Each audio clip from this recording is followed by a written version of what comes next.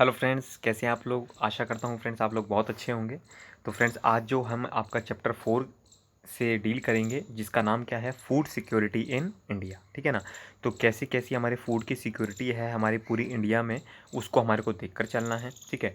किस तरीके से फूड का डिस्ट्रीब्यूशन होता है कि भाई एक सरकार है जो कि आपसे इतनी दूर है, उसके बाद भी एक निजी जो बिल्कुल सिटीज़न है हमारी कंट्री के, उस तक फूड पहुँच जाता है।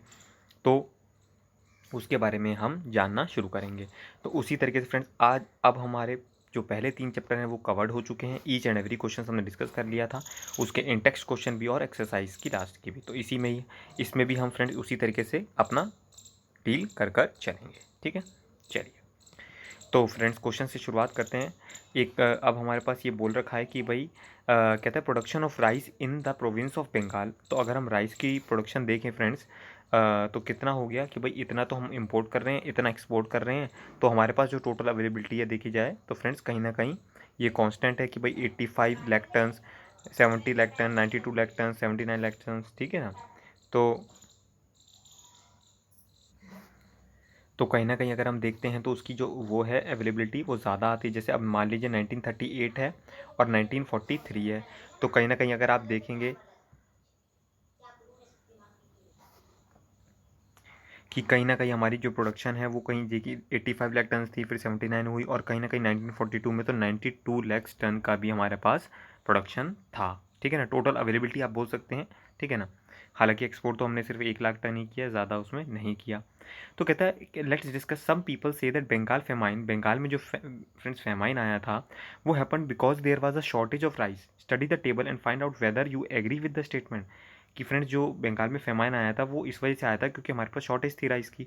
तो ये क्या कहना सही है फ्रेंड्स? तो फ्रेंड्स ये बिल्कुल, अगर हम डेटा या टेबल के हिसाब से देखते हैं तो ये बिल्कुल कहना ठीक नहीं है। अब सर आप कहेंगे कि सर ऐसा आप क्यों कहते हैं? तो फ्रेंड्स देखिए कि फ्रेंड्स शॉर्टेज तो है ही नहीं राइस की।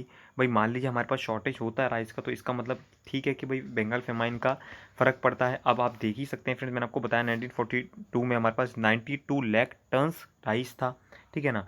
तो फिर कहीं ना कहीं जो एक तरह फेमाइन की बात आती है वो बिल्कुल नहीं आती। ठीक है ना। फिर हाँ, 1941 में थोड़ा-सा एक डिक्लाइन आया था, वो आपकी बात मान सकते हैं कि सर देखिए कि कहीं न कहीं हम 85 लाख टन प्रोड्यूस कर रहे थे हमारे पास अवेलेबिलिटी, वो कहीं न कहीं 70 हो गया। बट फिर हम फ्रेंड उसको हमने नेक्स्ट ईयर में इंक्रीज़ कर लिया था। ठीक है जी। यही वो बोल रहा है, which year shows a drastic decline in the food availability. तो वो आप उसमें दिखा सकते हैं कि भाई 1941 में वो ड्रास्टिक डिक्लाइन दिखा रहा था। ठीक है? चलिए।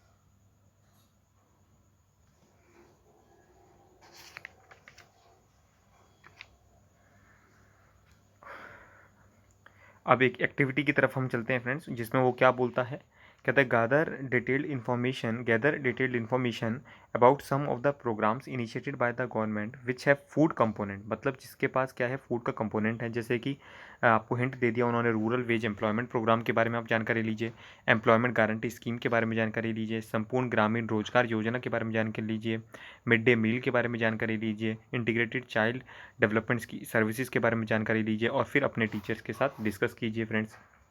तो मैं आपको फ्रेंड्स कुछ कुछ चीज़ें आपको जो बेसिक अंडरस्टैंडिंग है वो आपको बता देता हूँ। ठीक है। अल्टीमेटली बाकी फिर आप उसको अपने वर्ड्स में लिख लीजिएगा। तो फ्रेंड जो रूरल वेज एम्प्लॉयमेंट प्रोग्राम है, ठीक है ना, अब ये कब एक तरीके से 2001 में लाई गई थी। ठीक है ना। अंडर इसके साथ बहुत सारी स्कीम चल रही थी। ठीक है ना। इसमें हम क्या एड्रेस कर रहे थे आपकी रूरल की जो पॉवर्टी है उसको हम टैकल कर रहे थे, पहली चीज़। और दूसरी चीज़ हम क्या कर रहे थे, जो भी गरीब लोग हैं उनको एम्पावर कर रहे थे। ठीक है ना।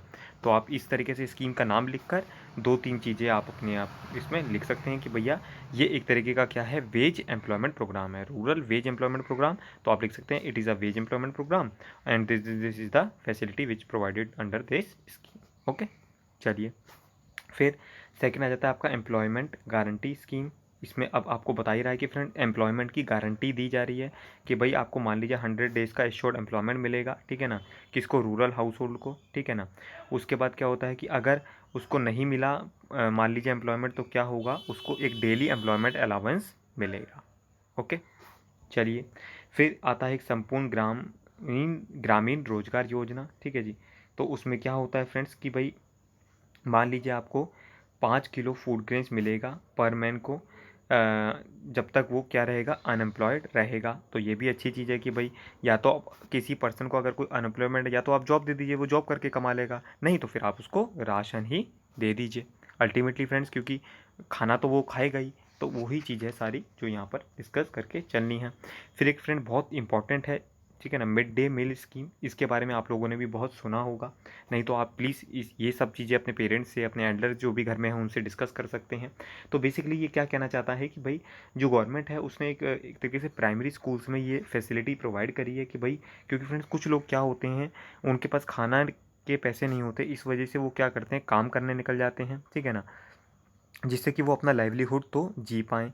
बट फिर क्या होता है फ्रेंड्स, स्कूल में एनरोलमेंट रेशियो, मतलब स्कूल में बच्चे पढ़ने जाएँ, इसलिए यहाँ पर ये फैसिलिटी प्रोवाइड करी गई है कि भैया आप क्या कर सकते हैं, कि आप वहाँ पर खाना दीजिए जिससे बच्चे उसकी वजह से पढ़ने आए। और जब वहाँ पर खाना मिलता है तो फ्रेंड्स वो, इससे अगर देखा भी गया कि मान लीजिए 10 बच्चे आ रहे हैं तो वो इंक्रीज़ होकर 40 स्टूडेंट्स तक भी हो जाते हैं क्लास में, पर क्लास की बात कर रहा हूँ मैं आपसे, ठीक है ना। और ये जो खाना होता है ये फ्री ऑफ कॉस्ट दिया जाता है, इसके कोई भी पैसा नहीं लिया जाता। फिर बात करते हैं ICDS। तो फ्रेंड्स इसका क्या सर, इसका मतलब क्या होता है, इंटीग्रेटेड चाइल्ड डेवलपमेंट सर्विसेज। इसका क्या मतलब होता है फ्रेंड्स, कि जो भी 6 साल तक का बच्चा है उसको हम क्या प्रोवाइड करते हैं, सप्लीमेंट्री न्यूट्रिशन उसको मिलता है, ठीक है ना। जैसे कि उसका हेल्थ का चेकअप हो गया, कुछ उसकी जो प्री एजुकेशन का स्कूल हो गया, न्यूट्रिशन हो गया, हेल्थ एजुकेशन हो गया, ये सारी चीज़ें उसको प्रोवाइड करी जाती है, ठीक है। तो इसके अंदर हमारा फिर फ्रेंड्स ये सारा कवर्ड हो जाता है। और बाकी आप लोगों ने जो भी स्कीम्स वगैरह है, जैसे अंत्योदय योजना, ये सब आप लोगों ने इसमें पढ़ा ही होगा, ठीक है ना। बहुत इंपॉर्टेंट स्कीम है फ्रेंड्स मनरेगा, उसकी तो आपको अंडरस्टैंडिंग होनी ही चाहिए। अब हम कुछ क्वेश्चंस डिस्कस कर लेते हैं फ्रेंड्स, ये भी वन ऑफ द इम्पॉर्टेंट एक तरीके से क्वेश्चंस है, और थोड़ा सा हमारे को इसको डिटेल में जानना पड़ेगा अगर हम चाहते हैं कि इस चैप्टर की जो बेसिक अंडरस्टैंडिंग है वो हमारे क्लियर हो। तो कहता है how is food security insured in India. तो फूड सिक्योरिटी फ्रेंड्स कैसे इंश्योर होती है, तो फ्रेंड्स हमारे पास गवर्नमेंट के पास बहुत सारी चीज़ें होती हैं, जैसे बफर स्टॉक होता है, बफर स्टॉक हो गया, PDS सिस्टम होता है, अभी हम इसको डिटेल में डिस्कस कर लेंगे, और फिर होता है कोई भी किसी तरीके का अदर प्रोग्राम्स। तो सबसे पहले बफर स्टॉक को हम डील कर लेते हैं। तो बफर स्टॉक क्या होता है फ्रेंड्स, बेसिकली कि भाई जैसे कि आपको जो भी फूड ग्रेन्स है उसको डिस्ट्रीब्यूट करना है। अब जब आपको फूड ग्रेन को डिस्ट्रीब्यूट करना है, मान लीजिए कुछ एरियाज़ ऐसे हैं जहाँ पर फ्रेंड्स बहुत ज़्यादा कमी है, ठीक है ना। तो हम क्या करेंगे, सबसे पहले फूड ग्रेन्स को उधर प्रोवाइड करेंगे, जिससे कि वो जो डेफिशिएंट है वहाँ का, जो वहाँ पे कमी है उसको पूरा करा जा सके। और वो कैसे करा जा सकता है, जब हमारे पास बफर स्टॉक हो, जब हमारे पास खुद वो जो फूड ग्रेन्स हैं वो होने चाहिए, ठीक है ना। तो ये क्या करता है, एक तरीके से रिजॉल्व करता है किसकी प्रॉब्लम को, शॉर्टेज की प्रॉब्लम को रिजॉल्व कर देता है। एक ये तरीका हो गया। दूसरा क्या है फ्रेंड्स, PDS का क्या मतलब होता है, पब्लिक डिस्ट्रीब्यूशन सिस्टम। उसमें क्या होता है फ्रेंड्स कि जो गवर्नमेंट की राशन शॉप्स होती हैं, आप लोगों ने सुना होगा इसका नाम, फेयर प्राइस शॉप्स, ठीक है ना। तो फेयर प्राइस शॉप्स के थ्रू जो भी पुअर लोग होते हैं उनको क्या होता है, राशन डिस्ट्रीब्यूट किया जाता है। और जब राशन डिस्ट्रीब्यूट किया जाता है उसमें जैसे फूड ग्रेन्स हो गया, आपका क्रोसिन का ऑयल हो गया, शुगर हो गई, ठीक है ना, इस तरीके के सामान डिस्ट्रीब्यूट करा जाता है, ठीक है। सेकंड क्या आ जाता है आपका, बाकी अदर प्रोग्राम्स वगैरह हैं फ्रेंड्स, वो आप अपने बुक्स के एक्सपीरियंस से भी लिख सकते हैं। मैं सेकंड क्वेश्चन डील कर लेता हूँ, what are the people more prone to the food insecurity. तो फ्रेंड्स देखिए, ऐसे कौन से लोग हैं जो कि ज़्यादा फूड इनसिक्योरिटी से डील कर रहे हैं। तो फ्रेंड्स इसके दो रीज़न हैं, एक तो इकोनॉमिक व्यू पॉइंट और एक सोशल व्यू पॉइंट। तो इकोनॉमिक व्यू पॉइंट में क्या आ जाता है आपका, कि भाई जो भी पीपल हैं, जैसे गरीब है, मान लीजिए कोई जिसकी, जैसे लैंडलेस लेबरर्स की बात करी आपने, ठीक है ना, जो गरीब है, बेगार हैं एक तरीके से, है ना, उनको आप इसमें कंसिडर करेंगे कि भाई वो लोग बहुत ज़्यादा प्रोन होते हैं कि ज़रा सी गरीबी आई या ज़रा से भी घर में कोई बीमार पड़ा तो वो क्या हो जाते हैं, बिलो द पॉवर्टी लाइन चले जाते हैं, ठीक है ना।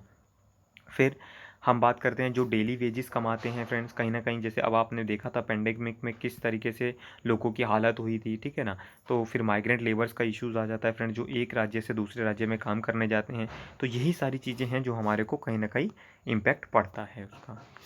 फिर दूसरी चीज़ है फ्रेंड्स, क्या दूसरी चीज़ है आपका सोशल व्यू पॉइंट्स। तो सोशल व्यू पॉइंट्स का क्या मतलब होता है कि भाई एक शेड्यूल कास्ट के जैसे लोग हो गए या शेड्यूल ट्राइब के लोग हो गए, कहीं ना कहीं जिनके पास लैंड नहीं है, ठीक है ना, तो वो अपना खुद का रोजगार कुछ इस तरीके से नहीं कर पाते due to the shortage of fund. तो कहीं ना कहीं फ्रेंड्स वो विशियस साइकिल में फंस जाते हैं, ठीक है जी। चलिए, तो फिर दूसरी बात होगी फ्रेंड्स, कोई एल्डरली पीपल है, मतलब कोई बूढ़े लोग हैं, ठीक है ना, 60-70 साल की उम्र हो गई, उनकी रिटायरमेंट उन्होंने ले लिया है।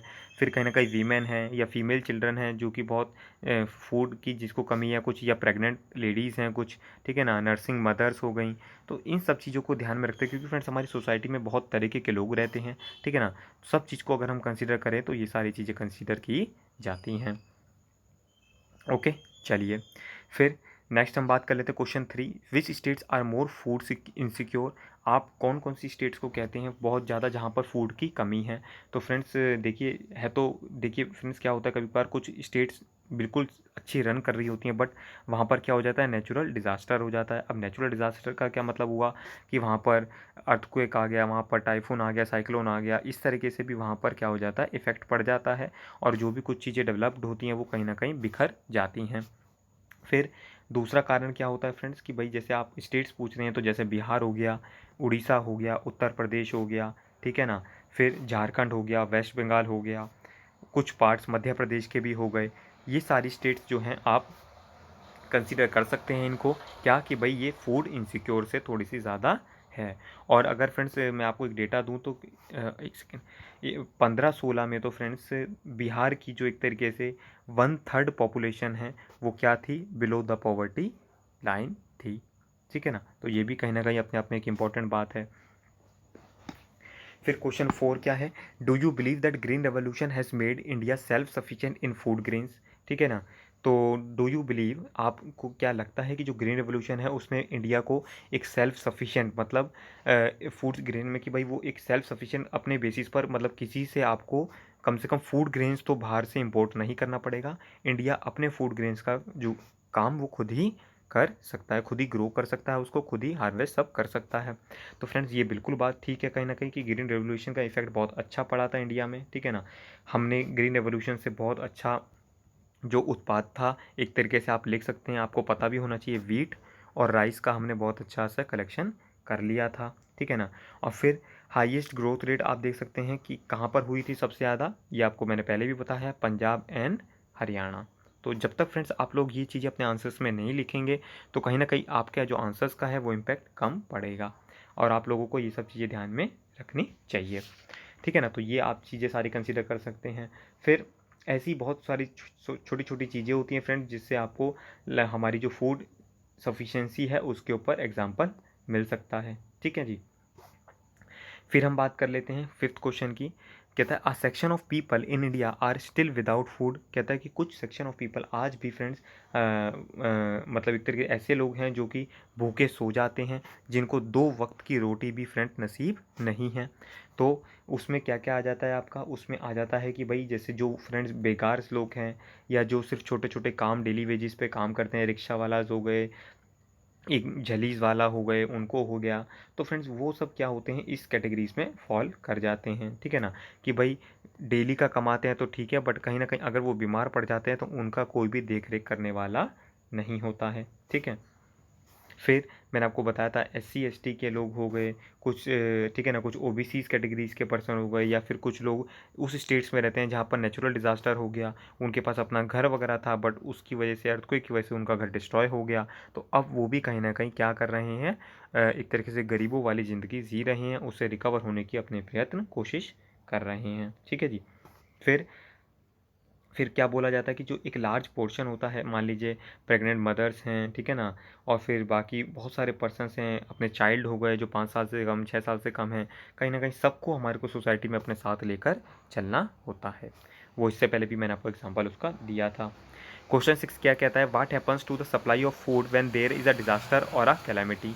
तो फ्रेंड्स ये पूछ रहा है कि भाई जैसे आप सर आपने बताया कि कहीं जगह बाढ़ आ जाती है तो किस तरीके से फ्रेंड उनको खाना पहुंचता है। तो देखिए फ्रेंड्स क्या होता है, मान लीजिए सूखा पड़ गया है या अर्थक्वेक आ गया, तो अब वहाँ पर क्या हुआ फ्रेंड्स, फूड की शॉर्टेज हो गई। तो होता है क्या है फ्रेंड, दूसरी स्टेट से प्रोवाइड किया जाता है, ठीक है ना, और हो सकता है तो उनको वो फ्री ऑफ कॉस्ट या बहुत ही चीप रेट पर वो फूड जो है उनको अवेलेबल किए करवाया जाता है, ठीक है ना। नहीं तो क्या होगा, मैसिव लोगों की, थाउजेंड्स लोगों की डेथ हो जाएगी, ठीक है जी। क्वेश्चन 7 क्या होता है, differentiate between seasonal hunger and chronic hunger. तो सीजनल हंगर और क्रॉनिक हंगर में क्या फ़र्क होता है। तो फ्रेंड्स ये बहुत अच्छा और इम्पॉर्टेंट कॉन्सेप्ट है। अगर आप इसको डिस्कस अच्छे से चाहते हैं तो मैं आपको इसको थोड़ा सा डिटेल में कहेंगे तो मैं बता ही सकता हूँ। तो फ्रेंड्स बेसिकली क्रॉनिक हंगर क्या होता है, जब आप कंटिन्यूटी एक तरीके से देखा जाए तो ना तो आपको जो डाइट है ना तो वो क्वालिटी की मिल रही और ना ही वो क्वालिटी की मिल रही। मतलब ना तो आपको भरपूर मात्रा में कि भाई आप 4 रोटी खा सकते हैं पर आपको 2 रोटी ही मिल रही है ना। आप दाल अच्छे से चाहते हैं बट आपको दाल जो है वो पानी वाली मिल रही है। तो कहीं ना कहीं ये चीज़ भी क्या हो जाता है, ये आपका क्रॉनिक हंगर में आ जाता है। और कहते हैं फ्रेंड्स कि अगर मान लीजिए क्रॉनिक हंगर लंबे समय तक चलता है तो ये इससे आपकी क्या हो जाती है, डेथ भी हो जाती है, ठीक है जी। फिर फिर हम बात कर लेते हैं नेक्स्ट की कि भाई अगर मान लीजिए लोगों के पास पैसा कमाने का ही साधन नहीं होगा तो इससे भी हमारा क्या हो जाता है, क्रॉनिक हंगर को एक तरीके से इंक्रीज़ हो जाता है, ठीक है जी। तो ये भी कहीं ना कहीं इस पर इम्पैक्ट पड़ता है। फिर दूसरी चीज़ आ जाती है आपका एक इसमें क्रॉनिक हंगर में आपको एक चीज़ और बताऊंगा फ्रेंड्स कि जो अब ये हंगर है वो डिक्लाइन हो गया है 0.7 तक, ठीक है ना। और उसके बाद जब सन 2000 तक की अगर हम देखें तो 0.3 इसका जो है वो रेशो हो चुका है, ठीक है ना, रूरल एरियाज़ में भी और अर्बन एरियाज़ में भी। तो फ्रेंड्स ये कहीं ना कहीं इंडिकेट कर रहा है कि ये तो बहुत अच्छी चीज़ है कि क्रॉनिक हंगर जैसी ये जो एक तरीके से ये भी डिजीज़ ही कह सकते हो आप कि वो कम हो रही है। फिर हम सीजनल हंगर की बातें कर लेते हैं। तो सीजनल हंगर का क्या मतलब होता है फ्रेंड्स कि जो जब आप फूड को जब आप अनाज को ग्रो करते हैं और जब आप अनाज को हार्वेस्ट करते हैं, ठीक है ना, तो फ्रेंड्स उसके अंदर उसके बीच में जो होता है टाइम लैग होता है, टाइम की देरी होती है। तो उस समय जब जो एम्प्लॉयमेंट नहीं मिलती तो उस समय का जो हंगर होता है उसे हम क्या बोलते हैं, सीजनल हंगर, ठीक है ना। कुछ काम आपने देखे होंगे फ्रेंड्स सीजनल बेसिस पर ही अवेलेबल होते हैं, ठीक है ना। तो कहीं ना कहीं ये सारी चीज़ें इसी चीज़ को डिनोट करता है, ठीक है ना। और जिस तरीके से हंगर परसिस्ट करता है वो ईयर आफ्टर ईयर परसिस्ट करता रहता है, ठीक है जी। चलिए फिर अब हमारा नेक्स्ट क्वेश्चन क्या कहता है, कहता है what has our government done to provide food security to the poor, discuss any two schemes launched by the government. मतलब कि भाई हमारी सरकार ने लोगों के फूड सिक्योरिटी के लिए गरीब लोगों के लिए क्या किया, और आप ऐसी 2 स्कीम्स बताइए जो कि लॉन्च करी है किसने, बाय गवर्नमेंट ने। तो फ्रेंड्स बेसिकली क्या क्या चीज़ें हैं आपका, तो जैसे कि भाई पीडीएस हो गया आपका, ठीक है ना, पीडीएस के बारे में आपको मैंने बताया, ठीक है ना। फिर दूसरी बात आ जाती है बफर स्टॉक, इसके बारे में भी मैंने आपको बताया जो कि आप इस चीज़ में अपने लिख सकते हैं। फिर आप जो डिफरेंट डिफरेंट आपने योजना पढ़ी, जैसे आपने पढ़ी अंत्योदय अन्न योजना, उसके बारे में आप लिख सकते हैं।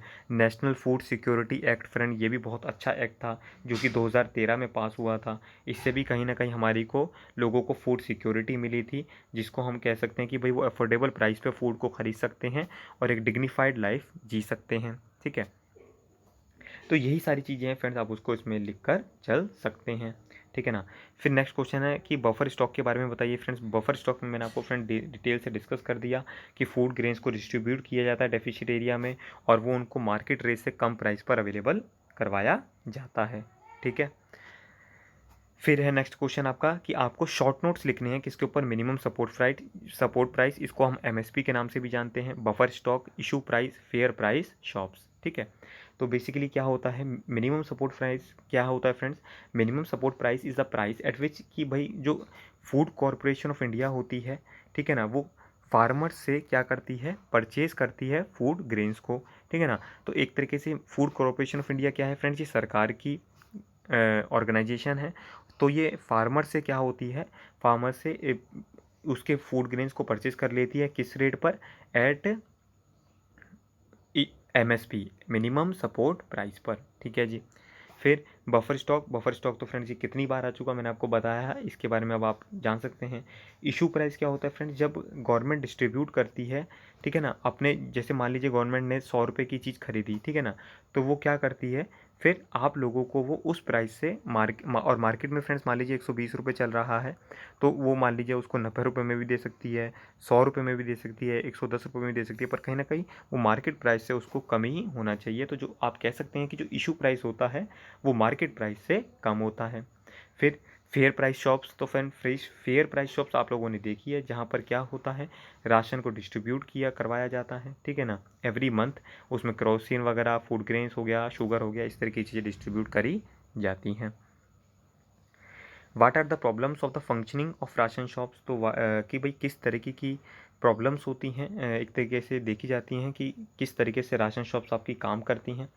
तो राशन शॉप्स किस तरीके से काम करती हैं आपकी, कि भाई मान लीजिए कि आपको डीलर है, ठीक है ना, तो वो क्या करता है, कम से कम कुछ इश्यूज़ होते हैं, जैसे मान लीजिए फ्रेंड्स राशन जो है आपका थोड़ा सा ख़राब आ गया, गेहूँ में कीड़े लग रहे हैं, ठीक है ना, तो वो क्या करता है, वो इन चीज़ों को ही लोगों को देता है, ठीक है ना।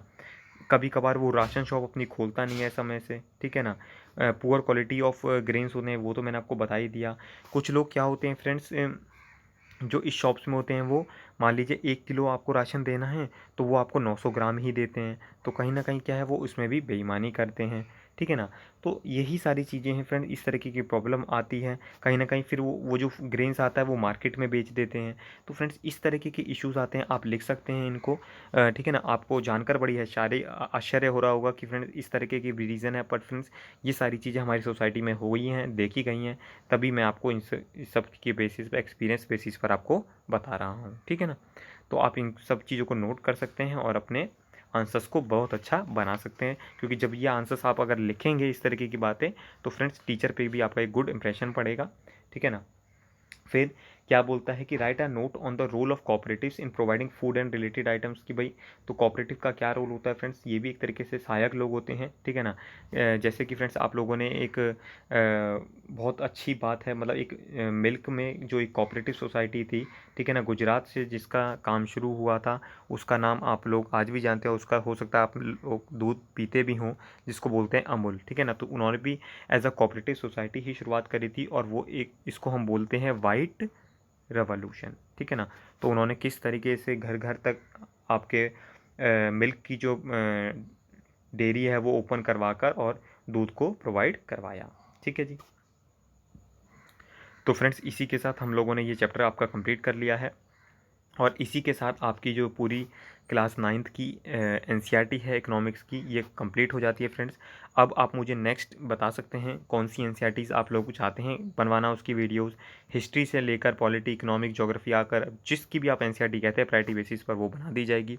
बट फ्रेंड्स बस आप लोगों से एक मोटिवेशन चाहिए कि प्लीज़ वीडियो को लाइक कीजिए, शेयर कीजिए, कमेंट कीजिए, क्योंकि फ्रेंड्स नॉलेज शेयर करने से आपकी बढ़ेगी। अगर आप उसको होल्ड करके रखेंगे तो कहीं ना कहीं नॉलेज नहीं बढ़ेगी। तो आपसे रिस्पेक्ट करता हूँ, रिक्वेस्ट करता हूँ मैं, आप प्लीज़ वीडियो को शेयर कर दीजिएगा अगर आपको अच्छा लगता है तो फ्रेंड्स, ठीक है। बाकी मिलते हैं फ्रेंड्स नेक्स्ट लेक्चर में, तब तक के लिए God bless you all the best.